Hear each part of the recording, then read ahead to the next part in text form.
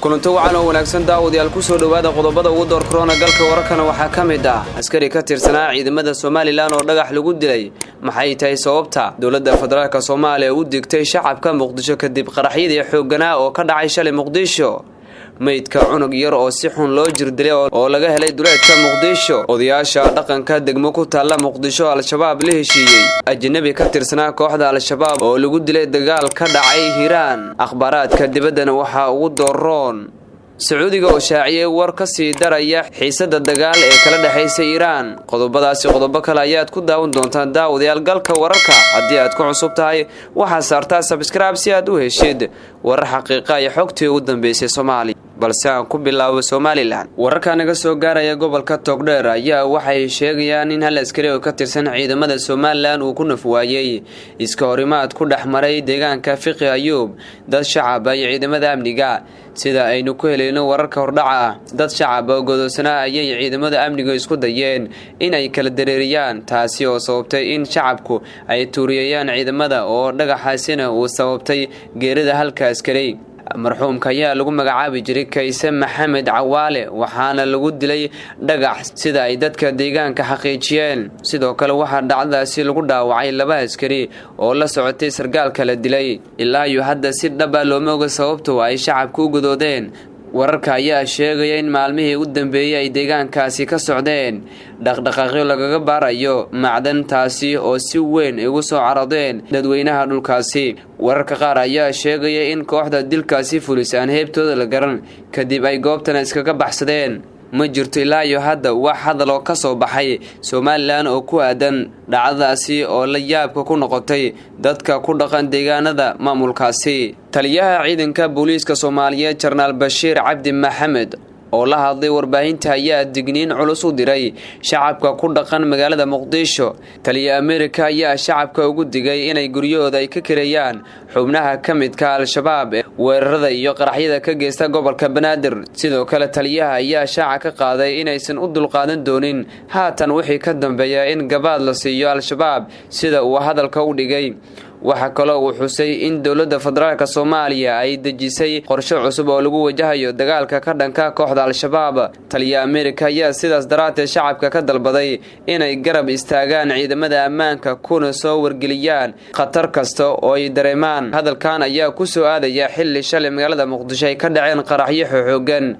isla markaana geystay qasaare kala duwan wararka naga soo gaaraya magaalada Muqdisho ee caasimada Soomaaliya ayaa sheegay in saake lagu arkay meydka cunug yar oo jirkiisa ka muuqda jirdil dadka deegaanada xaafadda Sarkuusta oo u dhow Ex Control Afgooye ee magaalada Muqdisho ayaa saake ku soo toosay meydka cunug yar oo si xun loo jirdilay dadka deegaanka ayaa sheegay in xarig uu qoorta ugu xirnaa sidoo kalena wajiga loogu duubay camaamad waxayna tilmaameen in meydka waqti hore saaki la soo dhigay halkaasi saaki markii aan soo kacnay ayaan aragnay meydka cunug yar oo qoorta xarig ugu xiran yahay camaamadna wajiga loogu duubay dib kalena kuma arag ma naqaan cid disho oo meesha soo dhigtay ayuu yiri qof ka mid ah dadka xaafadda Sarkuusta oo goobta tagay ilaa iyo hadda wali lama oga cid dishay cunug ee meesha la soo dhigay waxaana aad u naxay dadka ku nool xaafadda Sarkuusta meydka cunug yar ayaa loo qaaday xarunta dambi baarista ee CID-da halkaasi oo laga wada baaritaano ku aadan cid dishay iyo sababta keentay dhacdooyinka noocan oo kale ayaa kuwa inta badan ka dhaca magaalada Muqdisho iyo qaar ka mid ah gobolada dalka Soomaaliya ma jirto cid ilaa iyo hadda loo soo qabtay meydka cunuga yar ee saake la soo dhigay xaafadda Sarkuusta ee magaalada Muqdisho Soomaaliya ayaa muddooyinkii dambe ku soo badanayay dilalka kufsiga iyo falalka ka dhaca taasoo ilaa iyo hadda loo leeyahay wax xal ah ammaanka 17 degmada gobolka Banaadir waa kala heer waxaana intooda badan amnigooda suga ciidamada ammaanka Soomaaliya degmooyinka aad ugu dhow madaxtooyada Soomaaliya iyo agaarka goobaha ay dawladda ku xoogan tahay ayaa qayb ka ah goobaha ay ka taagan tahay amni darrada iyo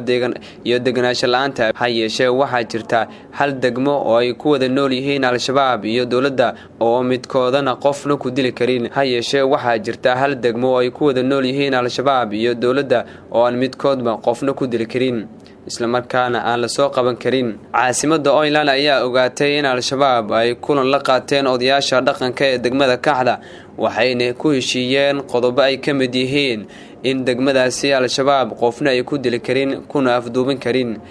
in al-shabaab aysan degmadaasi ka samayn karin qaraxyo xataa haddii uu joogo madaxweynaha Soomaaliya oo aan cidna la socon inaysan al-shabaab degmadaasi oo koonaha magaalada ku aysan soo gelin karin qaraxyada loo wada Muqdisho iyo rasaasta hubka al-shabaab dhanka kale waxaa jira waxyaabo kale oo ay al-shabaab ku bedesheen heshiiska ay la galeen odayaasha dhaqanka waxaana qodobadaasi ka mid ah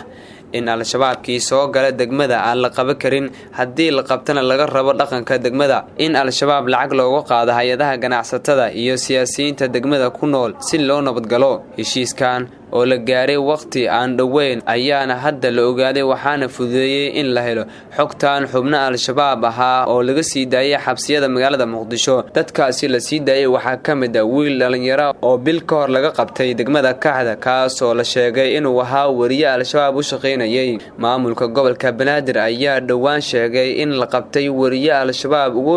warrami jiray Muqdisho ha yeeshee waxa wiilkaasi la sii daayay toddobaadkii la soo dhaafay degmada Kaxda kama dhacaan dilal qaraxyo iyo baaritaanada ciidamada dawladda ay ka sameeyaan magaalada Muqdisho qaraxa ugu dhow ee ka dhaca degmadaasi waxa uu ka dhacaa waqtiyada qaar wadada Ex Control Afgooye gaar ahaan hareeraha laamiga kooxda macawisley ee al-shabaab kula dagaalanta qaar ka mid ah gobolada dalka ayaa sheegtay in nin ajnabi ah oo u dagaalamaya al-shabaab ay ku dileen dagaal ka dhacay gobolka Hiiraan saraakiisha kooxda macawisleyda ayaa sheegay in dagaal shalay labada dhinac ku dhaxmaray tuulada halgan ee gobolka Hiiraan ka tirsan waxay sheegeen in ninka ajnabiga uu dhashay dalka Kenya isla markaana magaciisa lagu sheegay Maxamed deegaankii lagu dagaalamay ayaa waxa ku sugan al-shabaab waxaana saraakiisha kooxda macawisleyda ay sheegtay in halkaasi ay ka dhaceen dagaal u dhaxeeya labada dhinac waxaa mararka qaar ka dhaca gobolada Shabeellaha Dhexe iyo Hiiraan dagaal u dhaxeeya kooxda macawisleyda iyo dagaalamayaal ka tirsan al-shabaab